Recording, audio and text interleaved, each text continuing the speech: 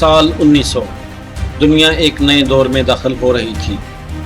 Europe کی طاقتیں اپنی سلطنت پھیلا رہی تھیں، جبکہ چین اندرونی کمزوریوں اور بیرونی دباؤ کا شکار تھا۔ پھر اسی سال چین میں ایک ایسی بغاوت شروع ہوئی جس نے پوری دنیا کی بڑی طاقتوں کو ایک جنگ میں شامل کر دیا۔ یہ تھی بوکسر بغاوت۔ 19ویں صدی کے آخر میں چین پر چنگ خاندان کی حکومت تھی۔ افیون کی جنگوں کے بعد یورپی ممالک چین میں اپنی تجارتی اور سیاسی اثرات بڑھا رہے تھے۔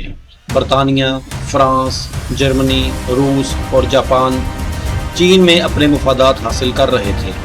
عام چینی عوام میں یہ احساس بڑھنے لگا کہ ان کا ملک غیر ملکی طاقتوں کے ہاتھوں کمزور ہو رہا ہے۔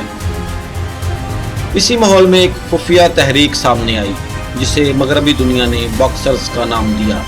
چین میں یہی توازن کیا جاتا تھا، جس کا مطلب تھا انصاف اور امن کے مٹھی باز۔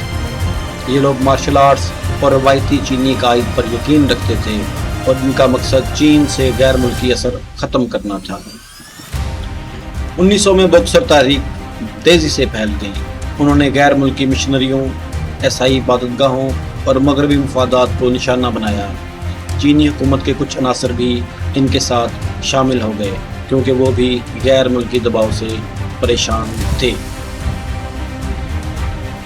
جون 1900 میں صورتحال انتہائی خطرناک ہو گئی۔ باکسرز نے بیجنگ میں موجود غیر ملکی سفارتخانوں کا محاصرہ کر لیا۔ سینکڑوں غیر ملکی شہری اور سفارتکار کئی ہفتوں تک محصور رہے۔ یہ واقعہ عالمی طاقتوں کے لیے ایک بڑا چیلنج بن گیا۔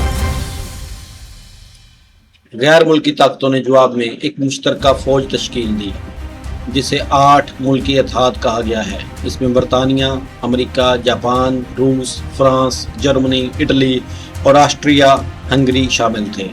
تقریباً 20,000 سے زائد فوجیوں نے چین کی طرف پیش قدمی کی۔ راستے میں کئی شدید لڑائیاں ہوئیں۔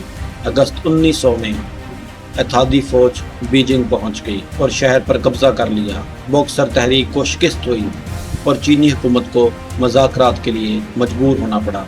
جنگ کے دوران ہزاروں لوگ مارے گئے، جن میں عام شہری، باغی اور فوجی شامل تھے۔ 1901 میں چین اور غیر ملکی طاقتوں کے درمیان ایک معاہدہ ہوا جسے باکسر پروٹوکول کہا جاتا ہے۔ چین پر بھاری جرمانہ عائد کیا گیا اور غیر ملکی ممالک کو چین میں مزید اختیارات حاصل ہوئے۔